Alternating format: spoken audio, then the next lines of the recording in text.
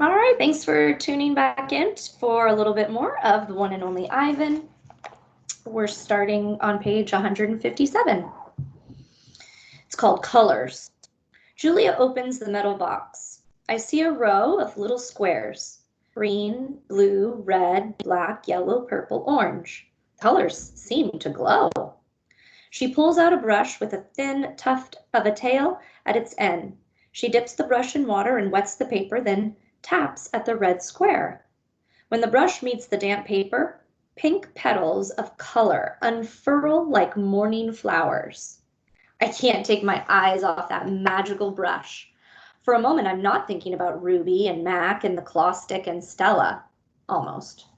Julia touches red again, then blue, and there, suddenly, is the purple of a ripe grape. She touches the blue,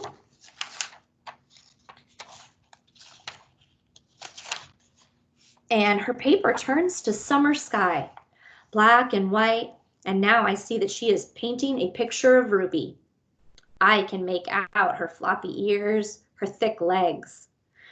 Julia stops painting. She takes a few steps back, hands on her hips, gazing at her work. She scowls. It's not right, she says. She glances over her shoulder at me. I try to look encouraging. Julia starts to crumple up the paper and then reconsiders. Instead, she slides it into my cage at the spot where my glass is broken. Here you go, she says, a Julia original. It'll be worth millions someday. Gingerly, I pick up the paper. I do not eat a single bite of it. Oh, hey, I almost forgot. Julia runs to her backpack. She pulls out 3 plastic jars, one yellow, one blue, one red. She opens the jars at an odd, and an odd, not food smell hits my nose. Julia pushes the jars one by one through the opening, and then she slides some paper through. These are called finger paints, she says. My aunt gave them to me, but really, I'm too old for finger painting. I stick a finger in the red jar. The paint is thick as mud. It's cool and smooth, like bananas underfoot. I pop my finger into my mouth. It's not exactly ripe mango, but it's not bad. Julia laughs. You don't eat it, you paint with it.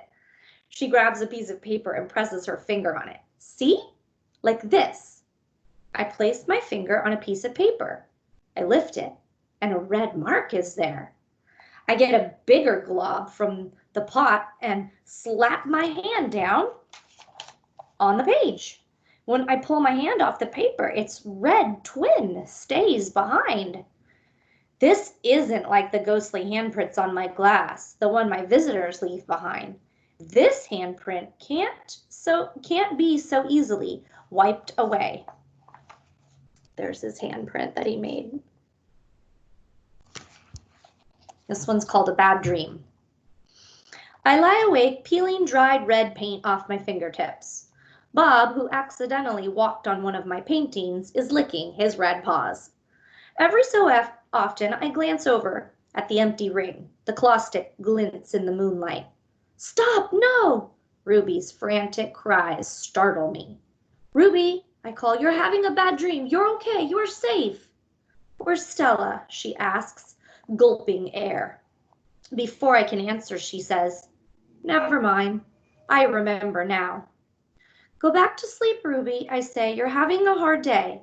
You've had a hard day. I can't go back to sleep, she says. I'm afraid I'll have the same dream. There was a sharp stick, and it hurt. I look at Bob, and he looks back at me. Oh, Ruby says. Oh, Mac. She puts her trunk between the bars. Do you think, she hesitates, do you think Mac is mad because I hurt him today? I consider lying, but gorillas are terrible liars. Probably, I finally say. He ran away after that, Ruby says. Bob gives a scornful laugh. Crawled away is more like it. We are quiet for a while. Branches claw at the roof. A light rain drums. One of the parrots murmurs something in her sleep. Ruby breaks the silence. Ivan, I smell something funny. He can't help it, Bob says. I believe she's referring to the finger paints Julia gave me, I say. What are finger paints? Ruby asks. Well, you make pictures with them, I explain. Can you make a picture of me? Maybe someday. I remember Julia's picture, the one that will be worth $1 million. I hold it up to the glass. Look, it's you. Julia made it. It's hard to see, Ruby says. There's not much moonlight. Why do I have 2 trunks? I examine the picture. Those are feet. Why do I have 2 feet?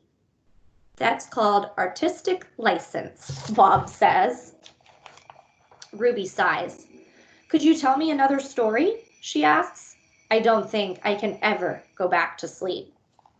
Well, I told you all I remember, I say with a helpless shrug. Well, then tell me a new story, she says. Make something up. I try to think, but my thoughts keep returning to Mac and his claw stick. Anything yet? Ruby asks. I'm working on it. Ivan, Ruby processes. Bob says that you are going to save me. I search for true words. I'm working on that too. Ivan, Ruby says in a voice so low I can barely hear her. I have another question. I can tell from the sound of her voice that this will be a question I don't want to answer. Ruby taps her trunk against the rusty bars of her door. Do you think, she asks, that I'll die in this domain someday, like Aunt Stella? Once again, I consider lying, but when I look at Ruby, the half-formed words die in my throat. Not if I can help it, I say. I say instead. I feel something tighten in my chest, something dark and hot, and it's not a domain, I add. I pause and then I say it. It's a cage. The story. I look at the ring layered with fresh sawdust. I look at the skylight, at the half-hidden moon. I just thought of a story, I say. Is it a made-up story or a true one? Ruby asks. True, I say. I hope. Ruby leans against the bars. Her eyes hold the pale moon in them, the way a still pond holds stars. Once upon a time, I say, there was a baby elephant. She was smart and brave, and she needed to go to a place called a zoo. What's a zoo? Ruby asks. A zoo, Ruby, is a place where humans make amends. A good zoo is a place where humans care for animals and keep them safe. Well, did the baby elephant get to the zoo? Ruby asks softly. I don't answer right away. Yes, I say at last. How did she get there? Ruby asks. Well, she had a friend, I say. A friend who made a promise. How? It takes a long time, but finally Ruby returns to sleep. Ivan, Bob whispers, yawning. What you said about the zoo. How are you going to do it? Suddenly I feel as if I could sleep for 1,000 days. I don't know, I admit. You'll think of something, Bob says confidently, his voice trailing off as his eyes close. What if I don't? I ask, but Bob is already asleep. His little red feet dance, and I know he's running in his dreams. This one's called Remembering. Bob and Ruby sleep on. I don't sleep. I think about the promise I made to Stella and the pictures I've made for Ruby, and I remember. I remember it all. What they did. We were clinging to our mother, my sister and I, when the humans killed her. They shot my father next, and then they chopped off their hands, their feet, their heads. Something else to buy. There is a cluttered, musty store near my cage. They sell an ashtray there. It is made from the hand of a gorilla. Another Ivan. When morning comes and the parking lot glimmers with dew, I see the billboard on the highway. There I am, the one and only Ivan, bathed in the pink light of dawn. I look so angry with my furrowed brow and clenched fists. I look the way my father did, the day the men came. I am, I suppose, a peaceful sort. Mostly I watch the world go by and think about naps and bananas and yogurt raisins. But inside me, hidden, is another Ivan. He could tear a grown man's limbs off his body. In the flicker of time, it takes a snake's tongue to taste the air. He could taste revenge. He is the Ivan on the billboard. I stare at the one and only Ivan, at the faded picture of Stella, and I remember George and Mac on their ladders adding to the picture of Ruby to bring new visitors to the Exit 8 Big Top Mall and Video Arcade. I remember the story Ruby told, the one where the villagers came to her rescue. I hear Stella's kind, wise voice. Humans can surprise you sometimes. I look at my fingers coated in red paint, the color of blood, and I know how to keep my promise. Days. During the days, I wait. During the nights, I paint. I worry when Mac takes Ruby into the ring. He carries the claw stick with him all the time now. He doesn't use it. He doesn't have to. Ruby isn't fighting back anymore. She does whatever Mac asks. Nights. I close my eyes. I dip my fingers into the paint. When I'm done with one piece of paper, I set it aside to dry. It's so small, just one sheet, and I'm going to need so many. I move on to the next, and the next, and the next. It's a giant puzzle, and I'm making the pieces one by one. By morning, my floor is covered with paintings. I hide the paintings under my pool of dirty water before Mac can see them. I don't want them to end up in the gift store, selling for $20 a piece, $25 with a frame. These paintings are for Ruby, every one of them. Project.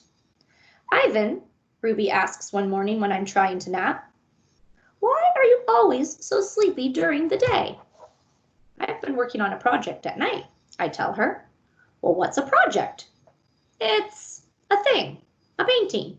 It's a painting for you, actually, I answer. Ruby looks pleased. Can I see it? Not yet. Ruby pokes with annoyance at her roped foot. She takes a breath. Ivan, do I have to do the shows with Mac today? I'm afraid so. I'm sorry, Ruby. Ruby dips her trunk in her water bucket. That's okay, she says. I already knew the answer. Not right. It's night again and everyone's asleep. I look at the picture I've just made, one of dozens. It's smudged and torn, a muddy blur. I place it beside the others lining my floor. The colors are wrong, the shapes are off. It looks like nothing. It's not what I'm trying to create. It's not what it's meant to be. It's not right, and I don't know why. Across the parking lot, the billboard beckons as it always does. Come to the Exit 8 Big Top Mall and Video Arcade, home of the one and only Ivan, Mighty Silverback. If I could use human words to say what I need to say, this would all be so easy. Instead, I have my pots of paint and my ragged pages. I sigh. My fingertips glow like jungle flowers. I try again.